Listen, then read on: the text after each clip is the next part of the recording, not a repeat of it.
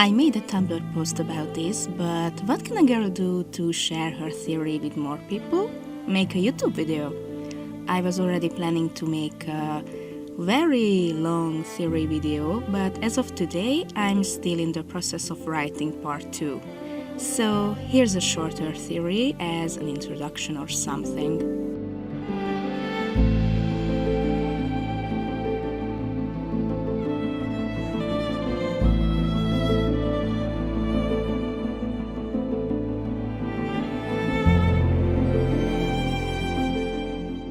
In the latest SBS, we found out about Zoro's family tree.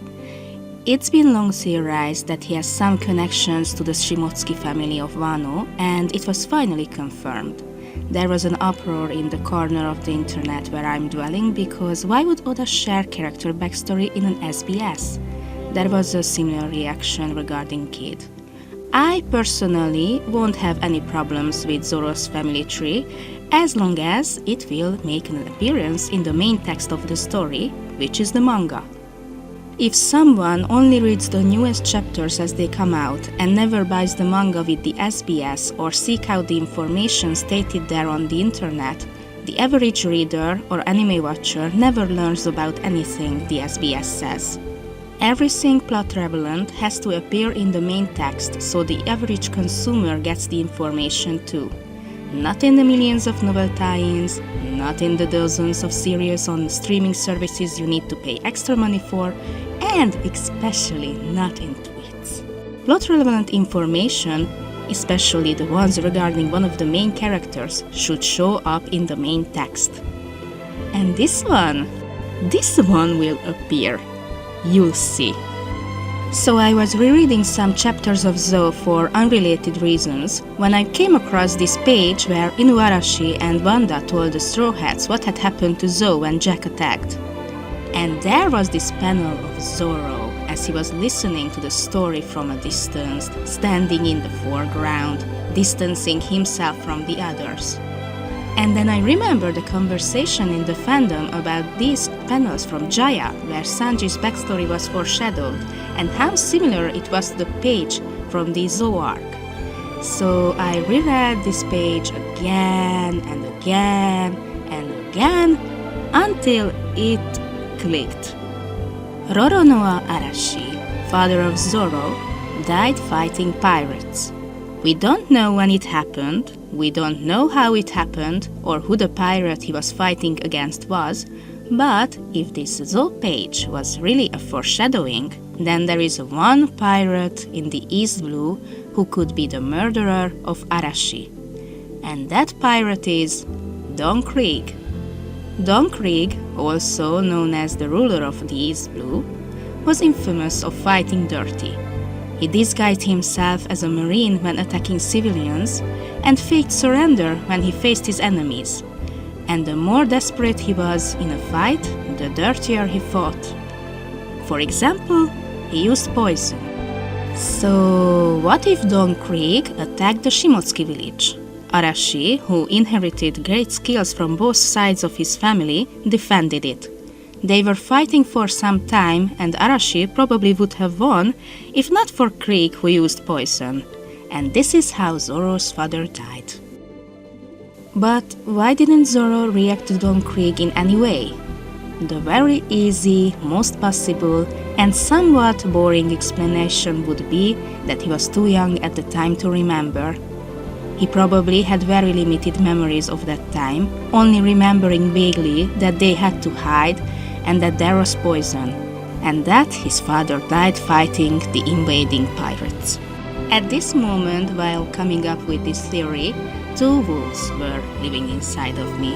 One was like, haha, yeah, Don Krieg killed Zoro's father, what a galaxy brain idea. And the other was like, this is the stupidest idea I've ever had, and I've had many stupid ideas. Then I let the idea sit for about half an hour, thinking about it a little bit more and more and more, until the two wolves, they became this. Because there's chapter 49 named Storm, originally named Arashi, And this is the chapter where Mihawk shows up. But what could be the connection between these two? I've seen some videos saying that maybe Mihawk was the pirate who killed Arashi. But I would like to propose another possibility, and oh boy. Have you ever reread One Piece, got to Baratie and paused because, hey, Mihawk is acting kinda out of character, doesn't he? Which shouldn't be possible. He just appeared. This is his introduction. This is his character. But if you look at Mihawk as the character we later get more familiar with, and then look back at this first appearance, he is kinda out of character. Why would Mihawk, one of the Shichibukai, go out of his way to follow a group of pirates he just humiliated on the Grand Line back to East Blue, the weakest of the four seas? Just to kill time? The Mihawk who would rather spend time back at his remote castle, sip his wine and not interact with anyone? That Mihawk? This doesn't really sound like him? As many from Don Krieg's crew pointed out, they had no idea why Mihawk attacked them, and they didn't know why Mihawk was following them back to East Blue. But there is one very important question that Sanji asked. Did Mihawk have a grudge against them to sink an entire fleet? Well, did he? My theory is that Mihawk did have a grudge against Krieg, because Krieg killed Arashi, and Arashi and Mihawk were rivals, friendly rivals. Imagine this scenario. Arashi defended Shimotsuki village against Don Krieg, who was fighting dirty, and poisoned Arashi, who died. At that time, Krieg used the marine flag to fool innocents and probably used the same trick to get to Shimotsuki village. Maybe hearing what had happened to Arashi, Mihawk started hunting down marines to find Krieg, and this is how he gained the Marine Hunter title. Then years went by, and by pure chance, he came across Don Krieg, who with his fleet was already struggling on the Grand Line.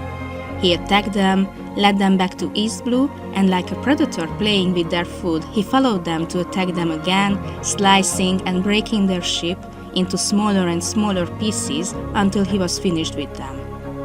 Because if Mihawk really wanted to, he could have finished them off on the Grand Line, but he didn't.